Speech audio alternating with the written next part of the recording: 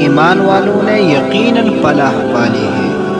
جو اپنی نماز میں دل سے جھکنے والی ہے اور جو لغو چیزوں سے منہ موڑے ہوئے ہے اور جو زکوٰۃ دیا کرتے ہیں اور جو اپنی شرمگاہوں کے حفاظت کرتے ہیں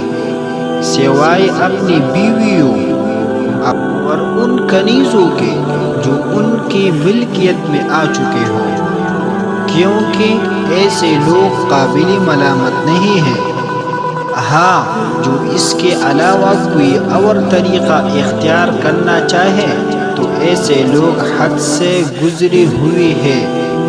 اور جو اپنی امانتوں اور اپنے عہد کا پاس رکھنے والے ہیں اور جو اپنی نمازوں کی پوری نگرانی رکھتے ہیں، یہ ہے وہ وارث جنہیں جنت الفردوس کے میراث ملے گی، یہ اس میں ہمیشہ ہمیشہ رہیں گے۔